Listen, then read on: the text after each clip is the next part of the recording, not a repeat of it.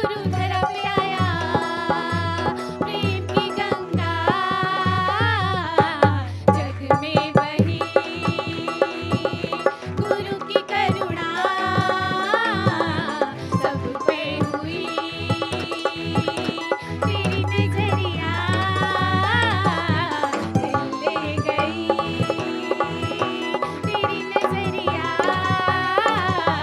दिल ले गई, तेरी बिंदिया दिल ले गई।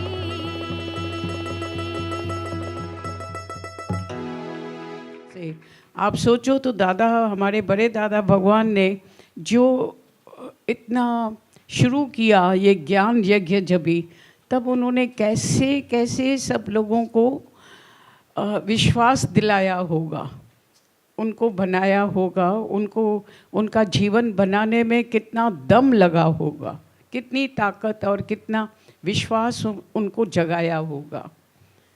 तो तभी जब दुकान सबकी चल पड़ी है और उसके बाद उसका मक्खन खा के आना, मलाई ये वो, मतलब बना बनाया दुकान का, उसका देखना, रौनक और ये प्यार मिलना आसान रहता है। पर नया एकदम से काम शुरू करने में, कोई भी नया काम आप आज शुरू करो तो उसको लगाने में, शुरू करने में, जमाने में, मतलब उसका चलाने में कितना वो ताकत लगती है, दम लगता है, बहुत दम लगता है। और उसमें सब विश्वास रखें उसमें, तो उसमें भी बहुत मुश्किलातें, कठिनाइयाँ जो भी कहो तो बहुत आती हैं कठिनाइयाँ। अपोजिशन कहो और उसको शुरू करना, उसी में फ़ायदा करना कितना मुश्किल होता है। अभी तो सब कहते हैं हाँ इतना फ़ायदा हुआ, ये हुआ, ये हुआ। उसमें भी कितने कुछ नखरा चखरा तो करते रहते हैं, पर कैसे गुरु उन सबको, जैसे माँ बच्चों का सब कुछ सहारण शक्ति, एंड्योरेंस पावर है, जो सब उनके नखरे चखरे वो सब सहन कर लेती है, एब्सॉर्ब कर लेती है, हजम कर लेती है माँ। तो गुरु सच्ची माँ है, करुणा निदान है, प्रेम के अवतार हैं गीता भगवान, दादा भगवान, आज भी दादा भगवान। तो कैसे सबको संभाल के बैठे हैं कि गुरु की शक्ति से ही हम सब खड़े हैं, सब खड़े हैं। उन बच्चों को A to Z ज्ञान देना, क ख ग से लेकर के अलजबरा टू ज़ूलॉजी, A से लेकर के Z तक ये ज्ञान देना, ब्रह्म ज्ञान देना, कर्म कांड ये वो सब सिखाना, वो इजी रहता है। भाई ये तुम माला फेरना, मंत्र कान में फूंक दे के मंत्र दे देना कि जाके ये जप करो, तप करो, साधना करो, और एक एक को जगाने में कितना, पालन पोषण करने में कितना कितना वो अपना पूरा जीवन उसमें गुरु ने लगा दिया, दादा भगवान ने अपना पूरा जीवन दे दिया। तो पहले दाता गुरु भया, पीछे दाता शिष्य भया। तो शिष्य में दम है कुछ भी नहीं, तो ये सारा दम गुरु के दम से ही हम दम ले रहे हैं। तो अभी अहंकार किस बात का करें, बने किस बात का कि हम कुछ हैं, हमने कुछ किया। तो बनना तो बिल्कुल बेकार ही लगता है कि बने क्या, कि ये सब गुरु की कृपा से ही आज हम सब खड़े हैं। गुरु कृपा जह नर ते कीनी, तिन ये जुगत पछानी। तो ये रहस्य, जो ज्ञान का रहस्य है, अनुभव है, वो सब गुरु की कृपा से होता जाता है। तो हमेशा गुरु में विश्वास, अटूट श्रद्धा, form faith without a shake. तो गुरु से लिंक हमेशा जुड़ी रहेगी। कभी भी चलो हम कृतज्ञ नहीं बने, गुरु का एहसान कभी नहीं भुलाएं, हमेशा गुरु के प्रति कृतज्ञ रहें, एटीट्यूड रहे, ग्रेटिट्यूड रहे, शुक्राना रहे, कि जितना भी शुक्राना करें बहुत कम है, बहुत कम है। तो कभी भी अहंकार नहीं करें, मैं ज्ञानी, तो ज्ञान का भी अहंकार नहीं आ जाए कभी भी। तो मैं जानता हूँ, आई नो। तो गुरु गुरु है, सागर से लहर होती है, लहर से सागर नहीं है। सागर से लहर बनती है। तो गुरु से हम बने हैं, हमारे कारण नहीं गुरु है, पर हम गुरु के कारण हम हैं। शक्ति से, गुरु की शक्ति से हम सब चल रहे हैं। तो गुरु को हमेशा याद रखें हृदय में। जे न वणन कर्म उन्हीं खे तिन खां पाण बचाईंदो रहो। जो जिसमें गुरु हो राजी वो ही काम हम करते रहें हमेशा। पूर्ण विश्वास रख करके इस राह पर चलते रहते हैं तो ज्ञान अंदर अपने आप से गुरु डालता जाता है। गुरु वाक्य सत्यम।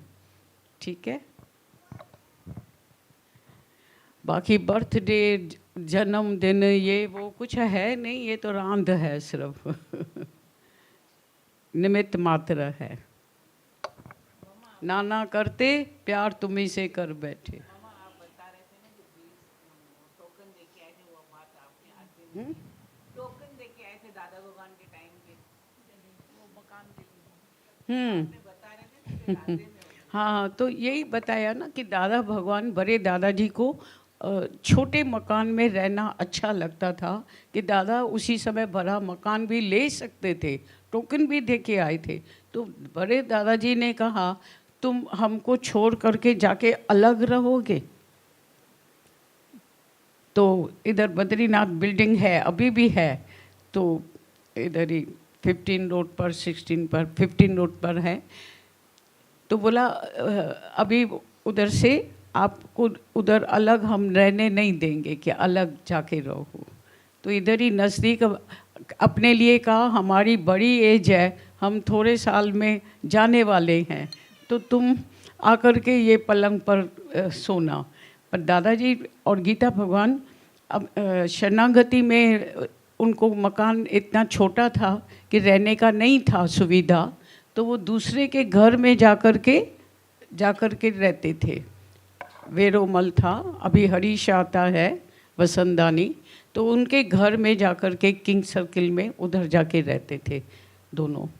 उनके घर में एक कमरा लेकर के उधर रहते थे। तो कैसे दादा भगवान ने कहा हमारा पलंग खाली होगा, आप उधर आकर के रहना, अभी अलग से जाकर के दूर नहीं जाओ, हमारे से दूर नहीं जाओ। तो लेने नहीं दिया तो उधर ही रहते थे। तो बहुत कैसे कैसे करके इतने छोटे मकान में दादा भगवान ने रहना सिखा दिया, शुरू से रह करके सिंपलिसिटी में। तो सुबह से लेकर रात तक ये अखंड यज्ञ चलता रहता था। सुबह से लेकर के सत्संग करते रहते थे रात तक, और फिर दादाजी दूसरे मकान में जाकर के उनके घर में रहते थे रात को। बाकी सारा दिन चलते रहते थे, सत्संग होता रहता था रोज़ डेली। जहाँ भी रहते थे रोज़ डेली सत्संग होता था। सुबह से एक सत्संग किया, फिर सुबह के बाद किसी के घर में गए, उधर लंच और सत्संग ये सब हो गया। फिर शाम को सत्संग करते थे गार्डन में। फिर रात को कभी किसी के घर जाकर के किसी को भजन सुना के आना, ये करना। तो रात को 10 बजे आकर के अपने पलंग पर सोना। बाकी सारा दिन बड़े दादा भगवान के साथ में चलते रहते थे। तो कभी बड़ा मकान ले सकते थे, सब कुछ था, पर तभी भी गुरु के उसी में दायरे में रहना, अपना सब सुख त्याग करके जवानी में, कि जब भी सुख के दिन है तो सब कुछ छोड़ करके। तो ये बड़े में बड़ा दादा का तप है, गीता भगवान का सबका तप है कि हल ततीय थदीय काए हिते वेल व्यन जी न आए। पलंग तोड़ने के लिए, सोने के लिए नहीं आए हैं। खोना कभी नहीं खोना, मनुष्य जन्म को यूं नहीं खोना। कभी सोना नहीं, खोना नहीं, खुद भी जागो और सबको जगाते रहो। हमें दादाजी की बात याद आई कि दादाजी ने पचमणी में एक दिन सत्संग में बताया था कि बड़े दादा के साथ जब हम लोग रहते थे तो दादाजी हमें कुली की तरह चलाते थे।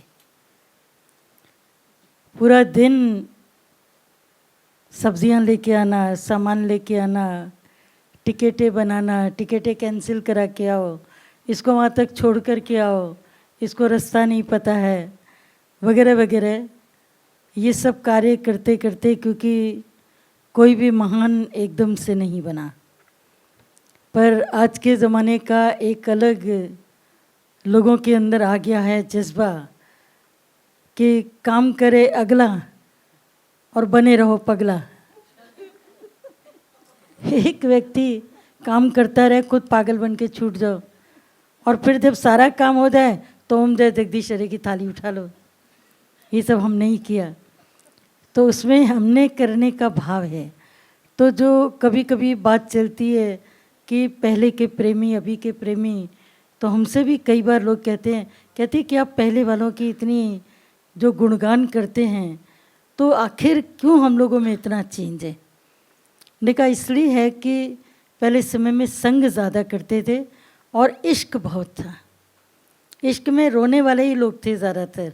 इधर से अभी लाफ्टर की बात बताई ना, तो वो सुलक्षणी दीदी वगैरह सब जितने भी लोग थे सब उसी क्लास के थे, इश्क में पीछे पीछे दौड़ने वाले, इश्क में भीगने वाले। रोने का मतलब है भीगना, संसारिक रोना नहीं है, उसमें भी भीगना, हमेशा डूबे रहना। तो इश्क में भीगे रहते थे और गुरु के पीछे पीछे चल कर के अपने को गुम करते थे, सभी गुम करते थे। तो आज भी वो सब गुम हैं, अंदर से भी गुम हैं, बाहर से भी गुम हैं। और जो अभी मीरा भगवान ने कहा कि गुरु गुरु ही रहेगा, हमेशा याद रखना कि कितना भी जीवन के भीतर में आपका स्तर बड़ा हो जाए, कितने भी आपके फॉलोअर्स हो जाएं, कितने भी आपकी फॉलोअर्स फ्लोइंग बढ़ जाए फेसबुक में, यूट्यूब में वगैरह वगैरह, लेकिन फिर भी गुरु गुरु रहेगा। क्यों? क्योंकि उसके भीतर का जो अनुभव है वो हमारा अनुभव नहीं है। तो नाम केवल गुरु का छिपाया, अपने को प्रकट किया। तो वहीं कामनी कंचन कीर्ति के गड्ढे खड़े हैं। और दादाजी ने तो 3 गड्ढों का भी विस्तार करके 9 गड्ढे बता दिए कि कैसे तुम लोगों के उनमें चलते हो, मन माइट संबंधी वो भी तुमको गिराते हैं, लोक वासना शास्त्र वासना ये भी तुमको गिराती है। तो ये सब प्रकार के जो गड्ढे बताकर दादाजी ने सावधान किया।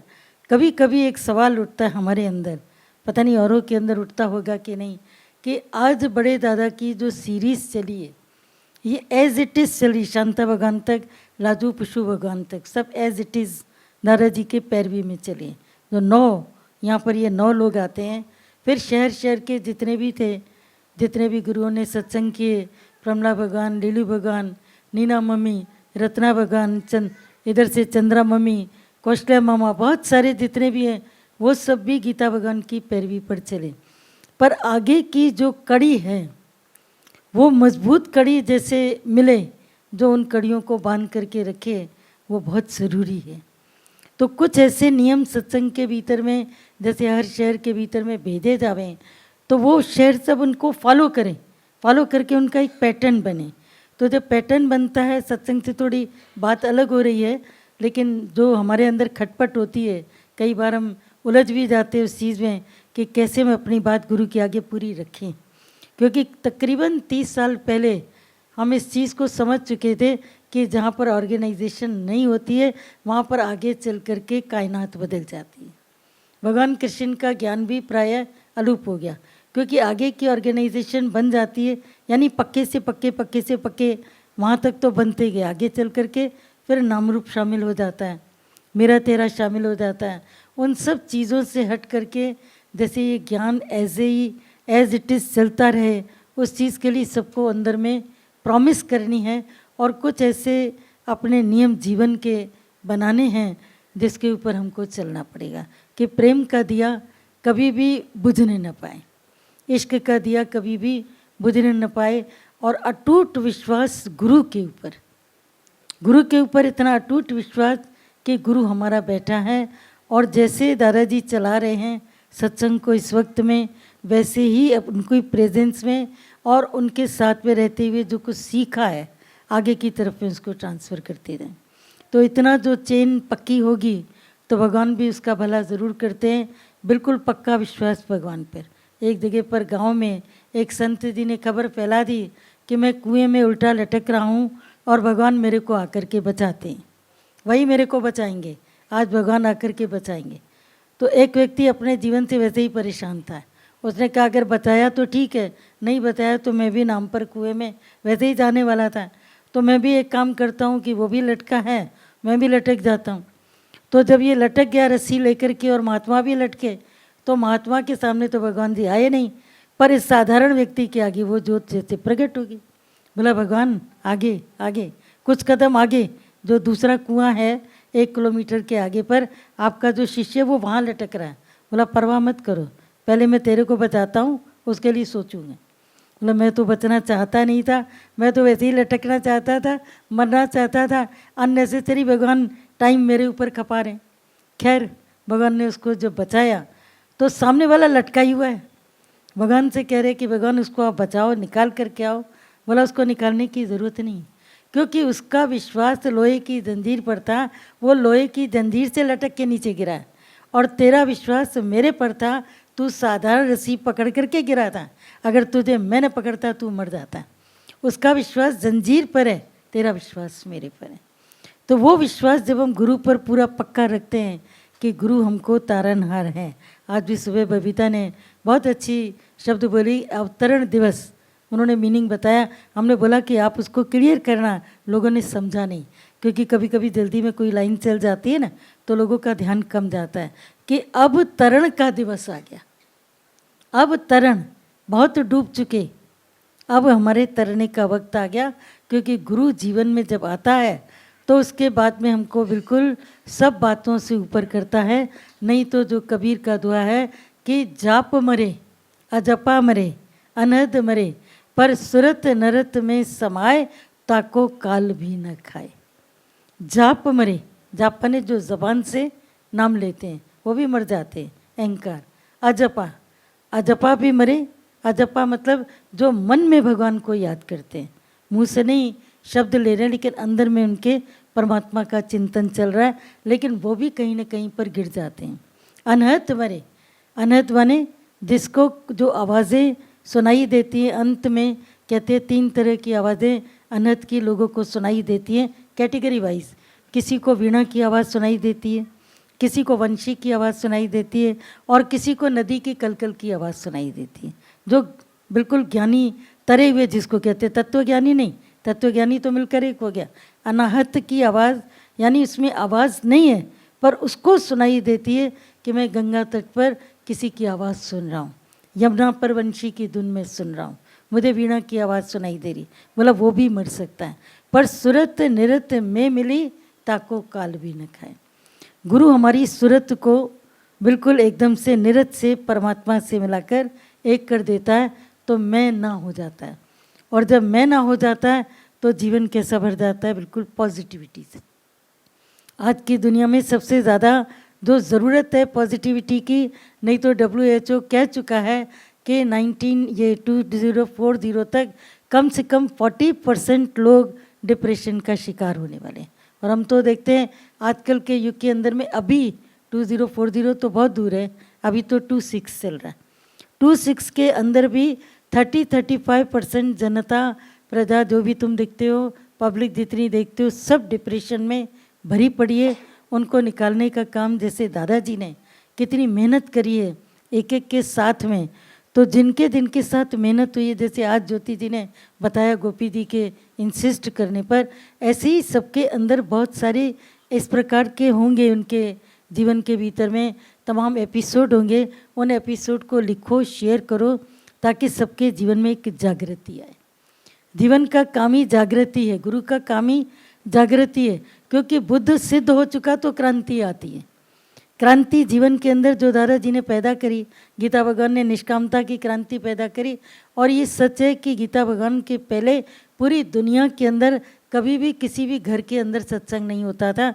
अब गुरुओं का भी होने लगा, चाहे वो सदगुरु का देखो, श्री श्री का देखो, या तुम गुरु जी का देखो जो ऐसा चाय पिलाते हैं, बिपिनी ज़रूर है, तो उनका भी तुम सत्संग तुम देखो अब घरों घरों में होने लगा। गीता भगवान के समय से पहले तक किसी भी उसके अंदर किसी भी संत का या किसी भी गुरु का नहीं सुनाई देता है जिन्होंने घर को अपने कुटिया बनाई हो, घर को अपने मंदिर बनाया। तो जो गीता भगवान ने काम किया वो बहुत बड़ा काम किया। दादाजी ने जो काम किया बहुत बड़ा काम किया, और वो काम आज सबके घरों से हो रहा है। तो बेशक दादा भगवान ने या मीरा भगवान ने कोई महल नहीं बनाए, लेकिन उन्होंने इतने महल बनाए कि सारी दुनिया के लोग कहते हैं कि इसकी चाबी आपके पास रखी, आप आओ, खोलो, रहो। इतनी बड़ी बड़ी गाड़ियाँ आपके लिए रखी हैं, क्योंकि उन्होंने अपने नहीं बनाए तो सबने अपने दिए। अगर अपने बनाए होते तो अपने की रक्षा करने के लिए 2 कुत्ते रखने पड़ते और 4 नौकर रखने पड़ते। 2 कुत्ते भाव भाव सबको हटाओ, क्योंकि बंगलों में क्या होता है, बिना कुत्ते के अब बंगलों में आप नहीं रह सकते। बंगलो चाहिए तो पहले कुत्ते, दर्शन होता है कुत्तों का, उसके बाद में अंदर जाओ और कुत्ते की फ़ोटो लगी रहती है। गोपी दीदी के घर में हमने देखा कुत्ते की छोटी सी फ़ोटो। हमने कहा दीदी इतनी छोटी कुत्ते की फ़ोटो तो कोई देखेगा ही नहीं, पर इनके कुत्ते तो इतने अच्छे हैं बेचारे, जो नाम लेते ही पीछे पीछे भागते हैं। कभी किसी को आज दिन तक उन्होंने हर्ट नहीं किया। बहरहाल बंगलोज में चाहिए तो ये तो जो भगवान ने अपने जीवन के भीतर पैटर्न अपने किए, तो सबके घर मंदिर बने, सबके शहरों के अंदर हाल बनते गए। कहीं भी जाते भगवान तो वहाँ पर हमारे हाल का इनाग्रेशन, और एक एक शहर के अंदर 10-10, 15-15, एक ही हाल नहीं, 10-10, 15-15 इनके घर का भी हाल, इनके यहाँ का भी हाल, इधर भी सत्संग होता है, एरिया में भी सत्संग होता है।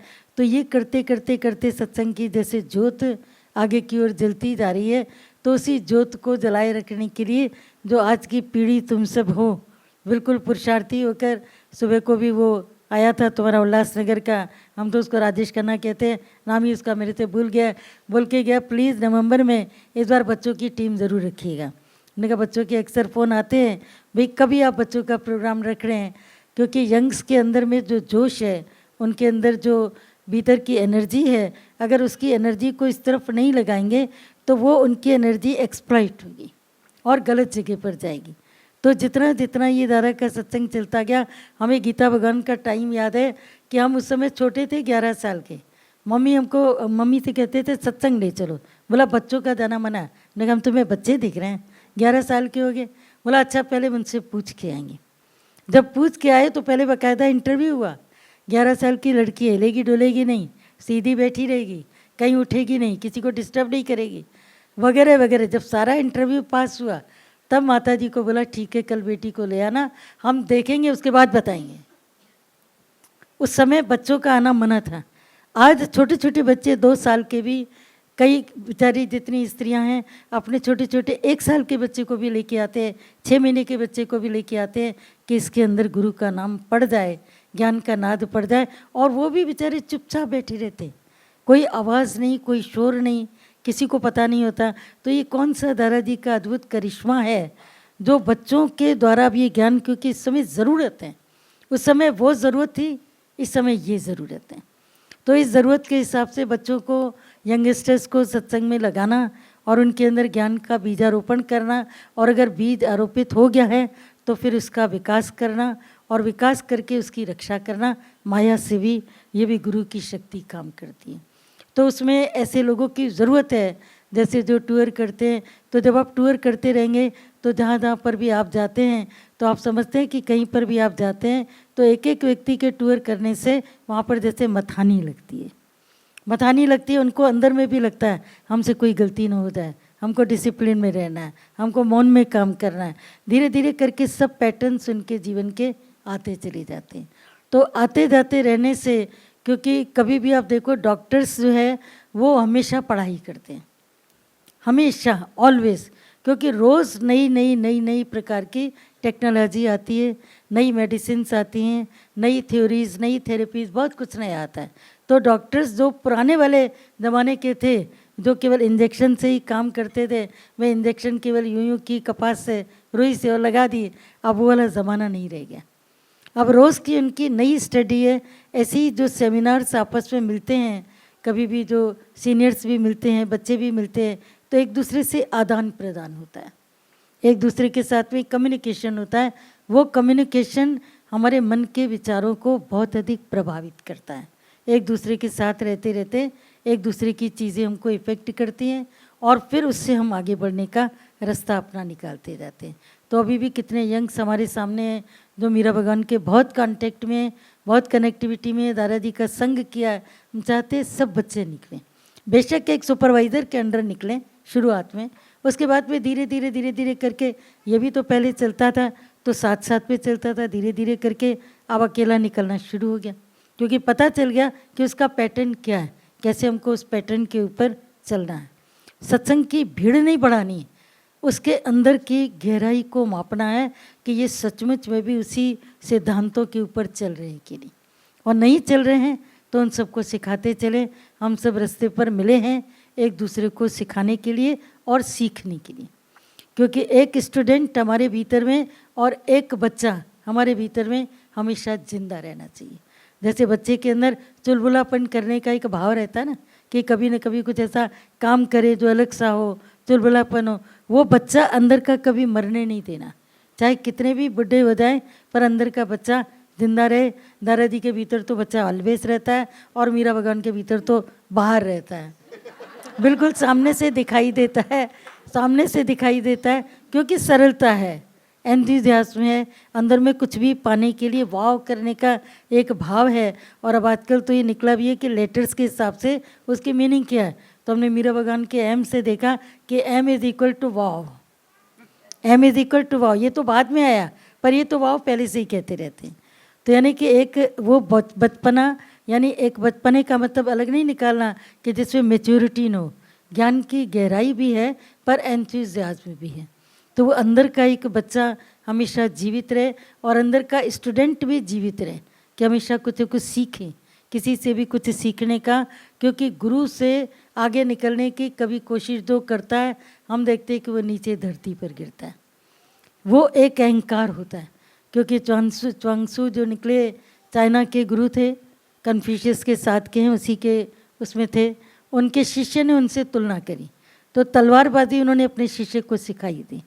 तो उनका शिष्य कहीं तलवारबाजी करने के लिए गया तो उन्होंने उनके गुरु का नाम पूछा, बोला मेरा कोई गुरु नहीं है, मैंने खुद से ही तलवार सीखी। और ये चीज़ इसके गुरु को पता लगी, बोले ये तो बड़ा गलत हो जाएगा, इसने तो गुरु को ही गुम कर दिया। आज इसने गुरु को गुम कर दिया तो कल तो जो ये ज्ञान देगा सबको तो उसमें मारकाट ज़्यादा हो जाएगी और किसी की रक्षा कम हो जाएगी। तलवार क्यों सिखाई? ताकि निर्बल के ऊपर कोई वार न करे।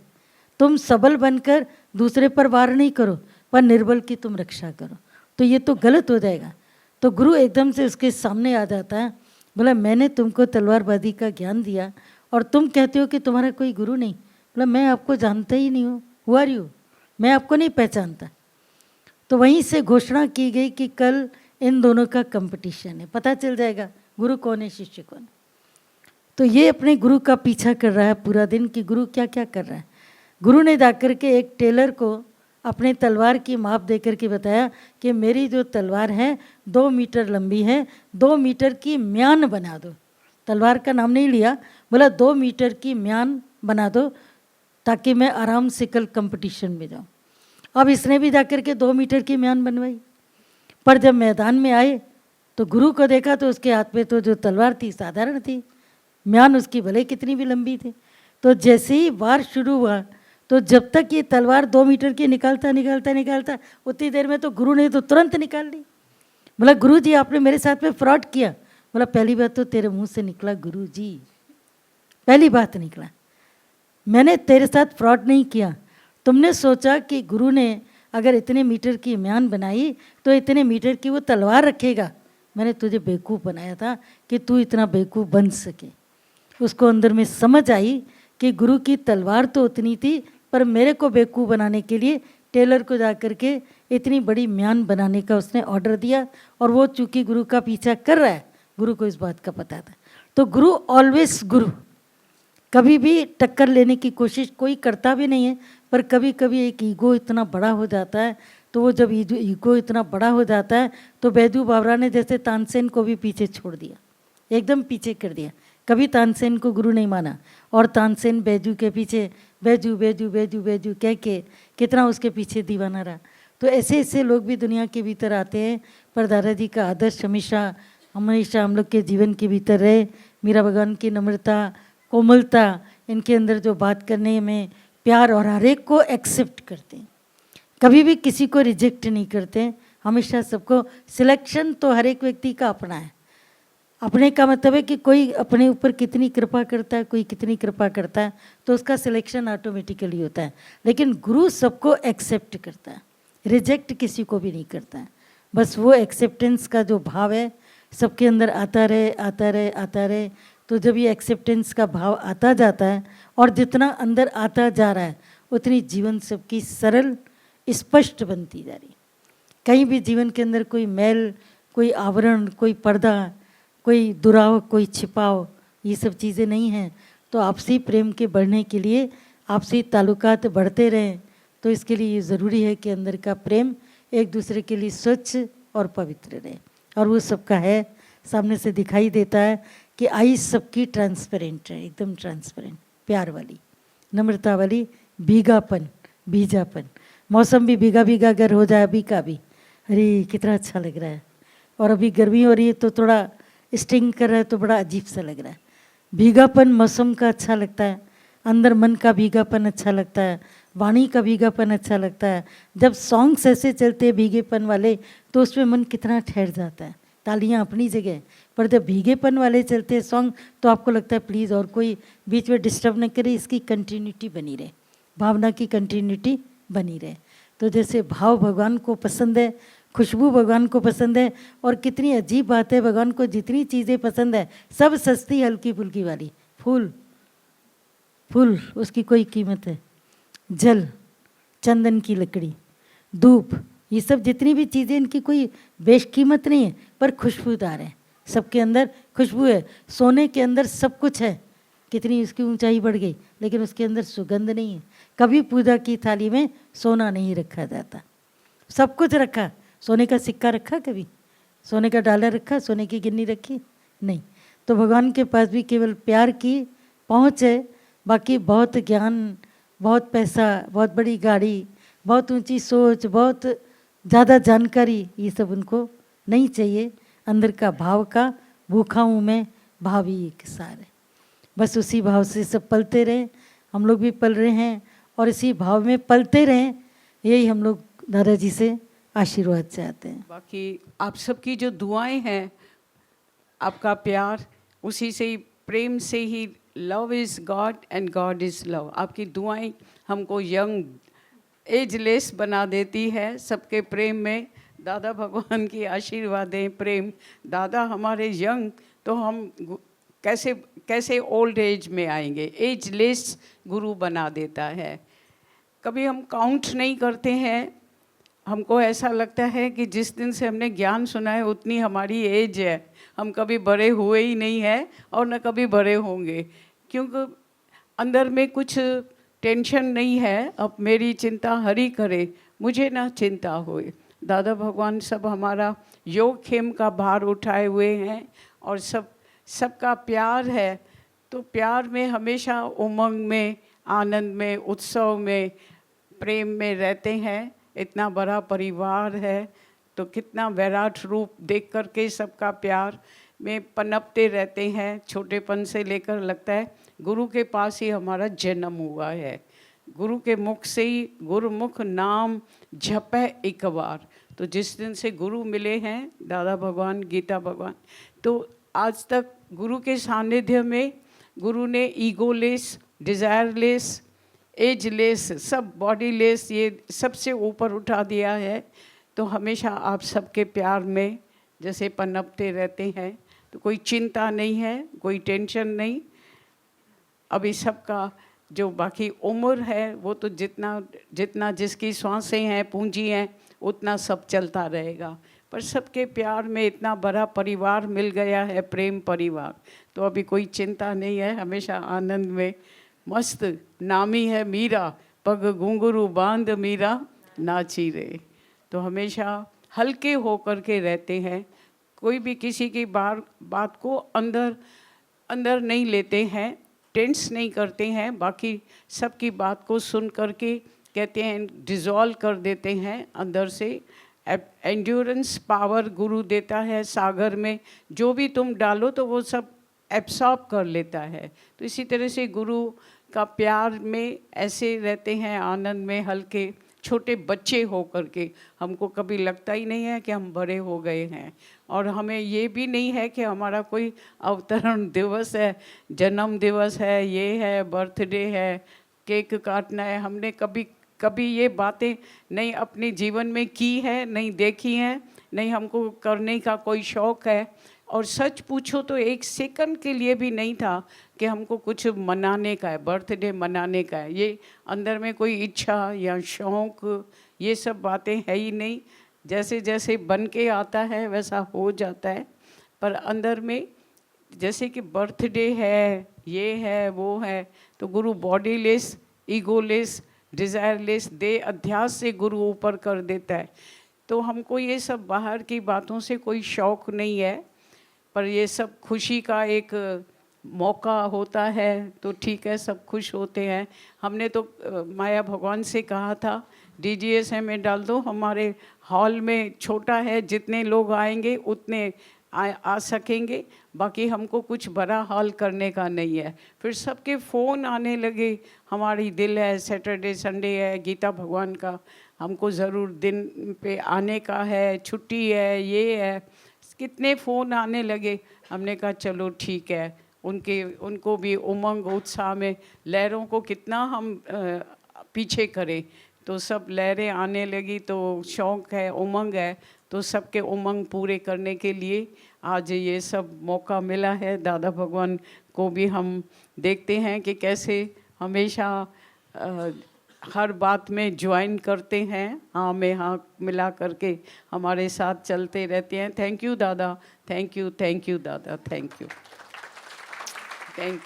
लखवार करा शुक्राना, लखवार कर शुक्राना, फिर भी थोड़ा है, फिर भी थोड़ा।